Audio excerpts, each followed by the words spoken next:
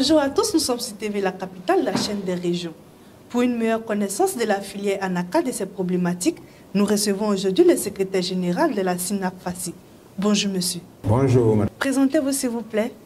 Je suis Lassinis Monoro, ingénieur analyste des systèmes d'information, actuel secrétaire général du syndicat national des acteurs et professionnels de la filière ANACAD, en abrégé SINAFACI. Je suis aussi aspirant au cours du Global Liber University Online, université de la Fondation Friedrich. Pourquoi avez-vous créé le SINAFACI? Le SINAFACI est un syndicat qui exerce dans la filière ANACAD.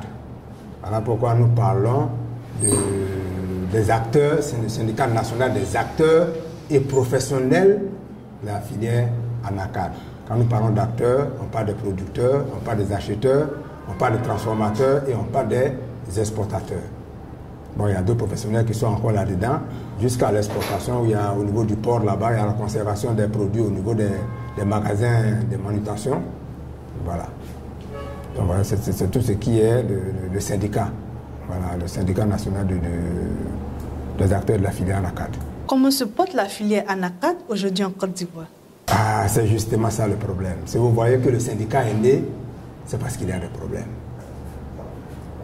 C'est parce qu'il y a des problèmes. Parce que si on ne peut pas parler de ne pas dire qu'il n'y a pas de problème dans la filière quand les producteurs ont des problèmes.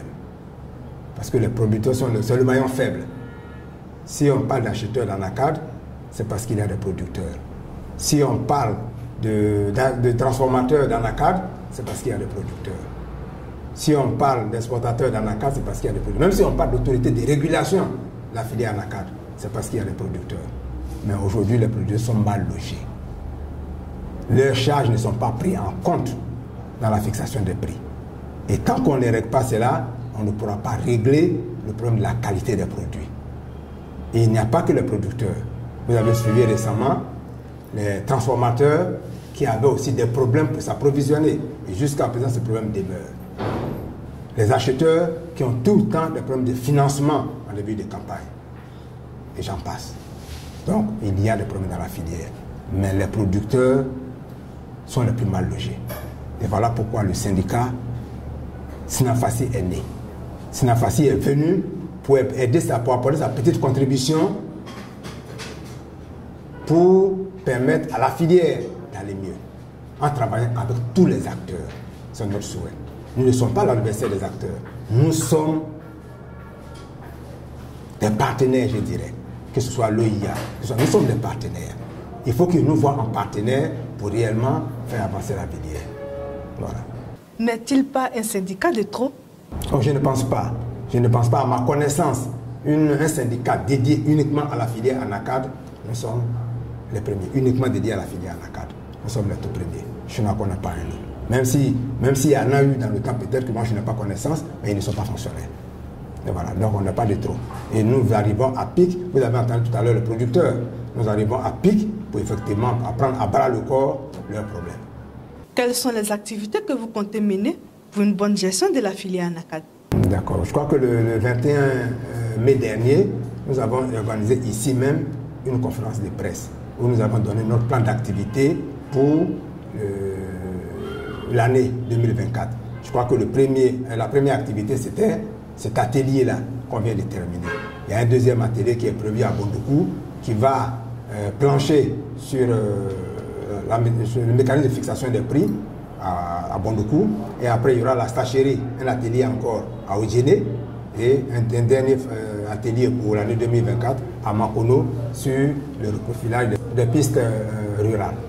Revenons un peu à l'actualité par rapport au prix de l'ANACAD fixé par l'État de Côte d'Ivoire. Le prix décidé par l'État de Côte d'Ivoire, je pense que ce n'est pas l'État de Côte d'Ivoire qui fixe le prix de l'ANACAD. Ce n'est pas l'État de Côte d'Ivoire. Normalement, ces prérogatives doivent revenir à l'OIA. L'OIA, c'est l'Organisation interprofessionnelle agricole, ANACAD. C'est eux, normalement, qui doivent fixer le prix. À l'origine, en 2011-2012, il avait été dit, c'était les acteurs qui devaient s'entendre pour qu'on puisse respecter un prix bord champ, ils devaient s'entendre sur un prix minimum. Donc c'est les acteurs normalement qui doivent fixer le prix. Mais est-ce que c'est le cas? Ce n'est pas le cas. Je ne pense pas que ce soit le cas, mais l'État n'a rien à voir avec ça. Ce n'est pas l'État qui fixe le prix. Normalement, c'est les acteurs qui doivent fixer les prix. Et puis, sous la supervision de l'autorité des régulations. Voilà ce qui doit être fait. Et donc, si un prix, le prix n'est pas adapté, moi je pense que les premiers responsables, pour moi, ce sont les acteurs. C'est tous eux qui n'ont pas joué leur rôle. Parce qu'ils ont le devoir de s'entendre de trouver un prix juste pour les producteurs, ce qui n'est pas le cas. Donc aujourd'hui, voyez-vous, une petite anecdote, l'anacarde a été acheté aux producteurs cette année à 275 francs. Tout récemment, le ministre a eu une rencontre avec les exportateurs et les transformateurs.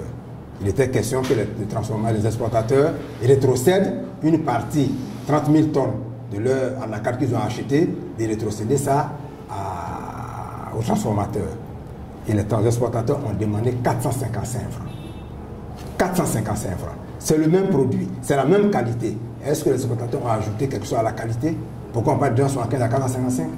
Ça veut dire qu'il y a une politique réellement dans la filière qu'il faille corriger. Ce n'est pas normal. Il faut prendre en compte les intérêts des producteurs. Et là, les producteurs eux-mêmes en premier, à travers leur centrale, ils doivent assumer leur responsabilité. La centrale, le cajou, doit assumer sa responsabilité. C'est à elle de se battre pour que vraiment les producteurs aient la juste rémunération de leur travail. Avez-vous été associé à cette prise de décision par rapport au prix de l'anacarde? Malheureusement, nous n'avions pas encore notre agrément en ce moment-là. Nous n'avions pas en ce moment. C'est-à-dire qu'on a déposé notre demande de création en septembre, le 15 septembre 2023. Et l'agrément a été signé le 13 octobre 2023. Et nous l'avons reçu le 5 mars 2024. On avait déjà fixé le prix. Monsieur Soumaoro, nous tirons allègrement vers la fin de notre interview. Avez-vous un mot à l'endroit des dirigeants de la filière? Oui, j'ai un mot à l'endroit des dirigeants de la filière. Je souhaiterais que les dirigeants de la filière et les acteurs de la filière ne nous prennent pas pour des adversaires. Nous ne sommes pas leurs adversaires. Nous venons au contraire les aider à mener à bien le bateau filière anacarde. Il ne faut pas qu'ils nous voient en adversaire comme si nous venions le combattre.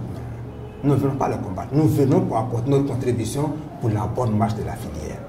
Que ce soit l'autorité de régulation, que ce soit l'OIA, que ce soit les différents acteurs, les différents fêtiers, la centrale Cajou, Fenakasi des acheteurs, l'ASCI des exportateurs, Aprotique et puis ces de choses-là, des transformateurs.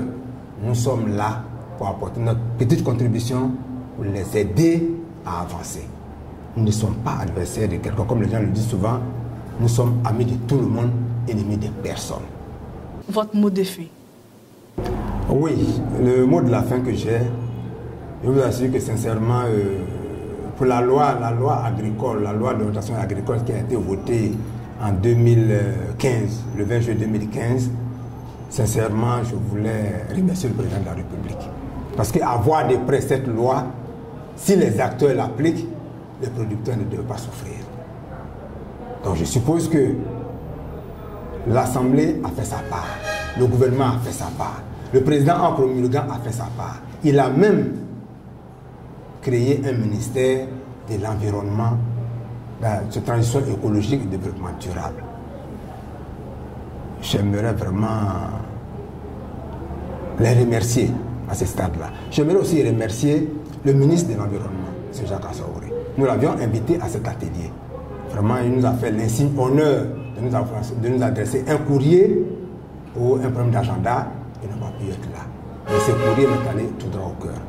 J'aimerais aussi remercier le ministre de l'Agriculture, M. Adjoumani. Tout récemment, je crois que c'était hier, sur les journaux, j'ai vu que lui, monsieur le ministre de l'Agriculture, monsieur le ministre de l'Environnement, s'épanche un peu sur le problème des sols agricoles, l'appauvrissement des sols agricoles. Je crois qu'ils en parlent. Le fait même de travailler en symbiose à ce niveau-là, ça nous rassure par rapport à l'atelier que nous avons tenu aujourd'hui. J'aimerais aussi remercier les acteurs, même si jusqu'à présent, toutes les portes ne sont pas encore ouvertes. J'espère que ça se fera très bientôt pour la bonne marche de la filière. Je les encourage. Ce qu'ils font, ce n'est pas mauvais, ils font, mais on veut quand même s'entraider pour avancer. Nous voulons remercier TV La Capitale. Parce que lors de notre conférence de presse, elle a fait vraiment un très bon travail. Nous l'avons vraiment apprécié. Et nous voulons sincèrement les remercier. Le SNAFACI est fier de vous, très très fier de vous. Vous faites du bon travail et bonne continuation.